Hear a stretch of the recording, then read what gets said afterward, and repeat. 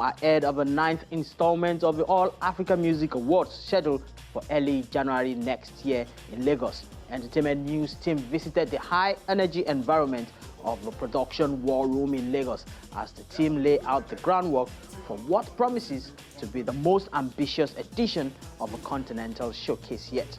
Surrounded by storyboards, technical writers, and a flurry of activity from the international community, the vision for Unstoppable Africa, the theme for this year's edition, began to take clear shape. At the center of the bustle is Mike Dada, the president of AFRIMA. For Mike Dada, these awards have never been just about the glitz and the glamour of the red carpet. He spoke passionately to our team about the core mission of the platform despite the global success of Afrobeat and other African genres. Dada is pretty vocal about the structural hurdles that still exist. He issued a direct call to action for the governments across the continent to move beyond mere applause and start investing in the infrastructure of creativity. There's a lot of work, rigor, there's a lot of planning, project management, applying project management principles to make it work, get the result like you said. You have to look at all the elements of the production, from venue management, arrangement, to technical production, so to talent management across the country, continent, around the world.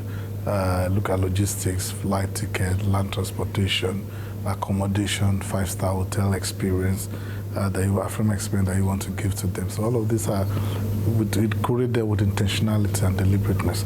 And of course, you look at how do you communicate the right perception and positioning of the brand within the host country, which is Nigeria, within the state, Lagos State, within the continent Africa, and around the world. Because AFRIMA is designed, and it's always, of course, to communicate Africa's greatness for global competitiveness. That's what we use the AFRIMA platform to do. So it's much more than music. So in all of this, we have all of this at the back of our mind. Really the core of the brand is that we don't lose the Africanness of who we are, our identity, in the midst of global competitions. So we want the music to cross across the continent. If there's an album, an EP, or a sound from Burundi, for instance, we want Nigerians to appreciate it. We want South Africans to appreciate it. We want Moroccans to appreciate it. And beyond Africa, we want the European market and American market, Asian market to welcome it. Because the implication of that is that it has serious implication on our economy. And that's where we are very particular concerned about. How do we use the music platform to reduce poverty on the continent? How we use the music platform as a tool for social engineering, taking young people away from the street, create economy from it that can develop this continent. So that's what it's all about. So I'm glad when you have artists moving around the continent, moving around the world, and the music is accepted. Whenever artists invite me for their major gigs around Europe and I see the stadium filled, I'm always very happy, ecstatic. The African music is becoming cool for people all over the world to listen to. When you go to anywhere in the world outside Africa, it's African music they listen to majorly. You understand? So for us, that's a key achievement.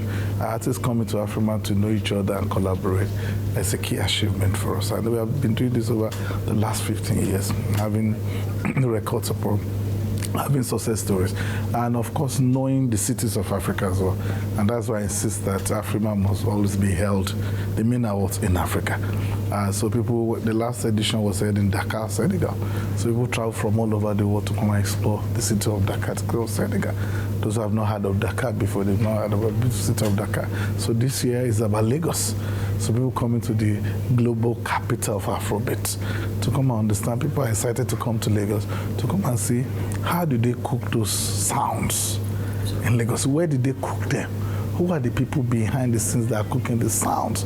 The value chain is among us and is there. From discovering the artists, from songwriting to promotion of the music, licensing, publishing, production, eventing, live music. And you know that there are two major sources of revenue, you understand? So you have digital, you have the live performances as well.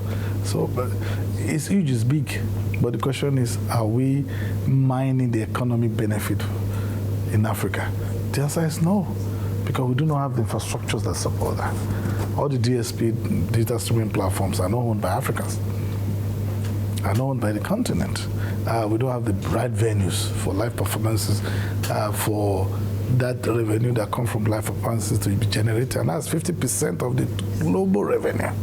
We don't have right venues, we don't have the right gears, they are not available because they cost a lot of money. Merchandising is there, even logistics moving around the continent. You have to get visas, restrictions are still there, but they are better now because we're part of the journey to canvassing for those restrictions to be lowered.